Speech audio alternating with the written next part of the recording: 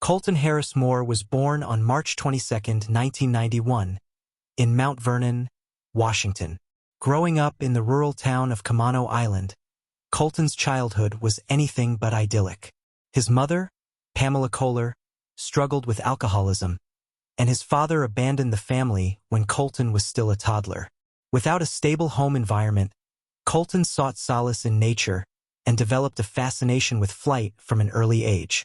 As a young boy, Colton would often escape into the woods, finding comfort in the wilderness surrounding his home.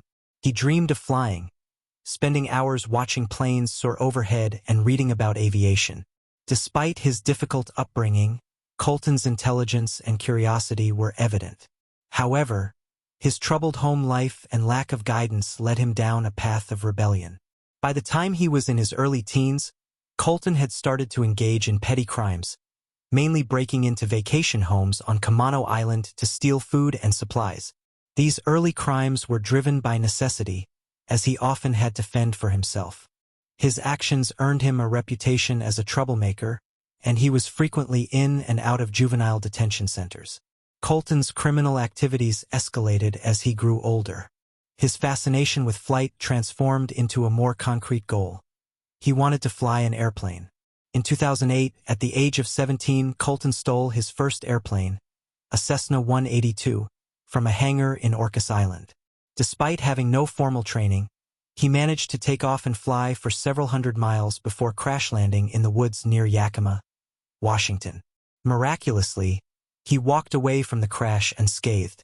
This bold act marked the beginning of Colton's notoriety as the Barefoot Bandit, a moniker he earned due to reports of him committing crimes while shoeless. His ability to evade capture and his daring exploits made him a folk hero to some, while others saw him as a dangerous criminal. Following his first flight, Colton continued to commit burglaries, but now his targets included airports and aircraft. He stole several more planes, often crash-landing them in remote areas and disappearing into the wilderness. His knowledge of the landscape, coupled with his survival skills, made him incredibly difficult to track down. As Colton's escapades became more audacious, law enforcement agencies across multiple states intensified their efforts to capture him. Despite the increasing pressure, Colton managed to stay one step ahead. His exploits became more sophisticated. He learned how to fly more advanced aircraft and improved his evasion techniques. In 2010, Colton's crime spree took a dramatic turn when he stole a Cessna 400 from an airport in Bloomington, Indiana. He flew the plane over 1,000 miles, crossing state lines and eventually crash-landing near a shoreline in the Bahamas. This international escapade drew global attention, with media outlets around the world covering the story of the teenage fugitive who had managed to elude authorities for nearly 2 years. The theft of the Cessna 400 marked the peak of Colton's criminal activities. His ability to fly untrained and his daring cross-country and international flights cemented his status as a modern-day outlaw.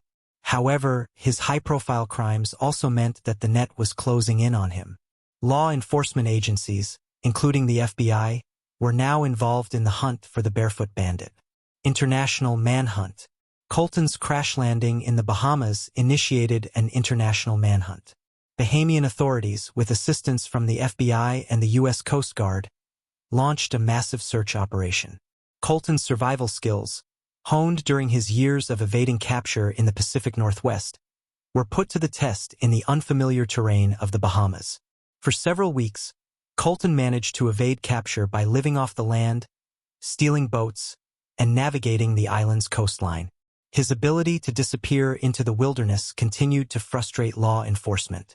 Meanwhile, his exploits captivated the global media, turning him into a symbol of defiance and adventure for some and a dangerous criminal for others. The pressure on Colton increased as authorities closed in. On July 11, 2010, his run came to an end after a dramatic high-speed boat chase near the island of Eleuthera. Bahamian police, with assistance from U.S. law enforcement, captured him aboard a stolen boat. The arrest marked the end of a 2-year crime spree that had captivated the world. Colton's capture was a significant victory for law enforcement, but it also marked the beginning of a new chapter in his life, facing the consequences of his actions. Consequences. Following his capture, Colton was extradited to the United States to face a litany of charges across multiple jurisdictions, including theft, burglary, and piloting an aircraft without a license. His legal proceedings attracted widespread media attention, with many eager to see how the story of the Barefoot Bandit would unfold in the courtroom. In December 2011, Colton pleaded guilty to several charges, including interstate transportation of a stolen aircraft and being a fugitive in possession of a firearm. His guilty plea was part of a plea bargain that aimed to resolve the numerous charges against him. During his court appearances, Colton expressed remorse for his actions and the impact they had on his victims. In March 2012, Colton was sentenced to over 7 years in federal prison. The sentencing brought an end to his life of crime and marked the beginning of his journey toward rehabilitation. Colton's reflections during this period revealed a young man who had come to terms with the consequences of his actions and was determined to make amends. Colton's time in federal prison was a period of reflection and personal growth. He pursued educational opportunities, earning his GED and taking college courses.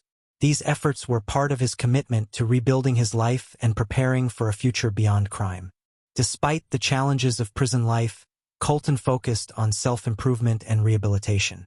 He participated in vocational training programs, learning new skills that would aid him in finding employment upon his release.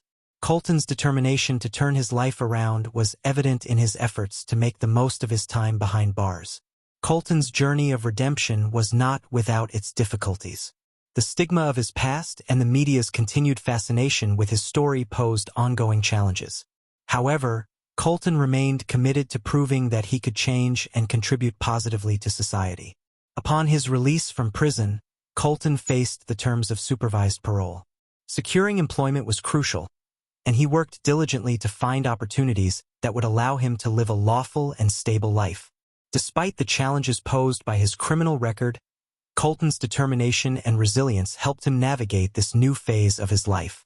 Colton also engaged in speaking engagements, sharing his story of redemption and resilience with audiences. His journey from fugitive to rehabilitated citizen offered valuable insights into the challenges of overcoming a troubled past.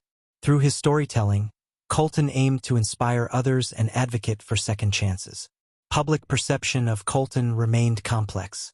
While some admired his transformation, others continued to view him through the lens of his past crimes.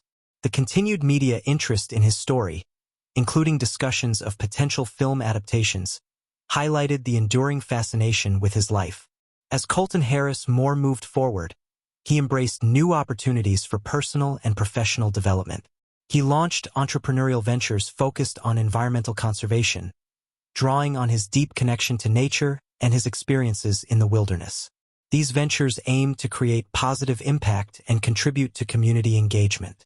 Colton's advocacy for criminal justice reform also became a significant part of his journey.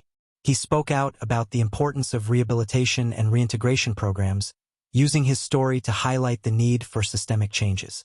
His efforts aimed to ensure that others facing similar challenges could have opportunities for redemption and growth. Through continued education and personal growth, Colton worked to build a future defined by integrity and positive contributions. His legacy extended beyond his past as the Barefoot Bandit, encompassing his commitment to making a meaningful difference in the world. As Colton looked to the future, he remained dedicated to living authentically and leaving a positive impact. His journey from troubled youth to rehabilitated citizen was a testament to the power of resilience and the possibility of redemption. With each step forward, Colton Harris Moore continued to forge a path defined by hope, growth, and a brighter future.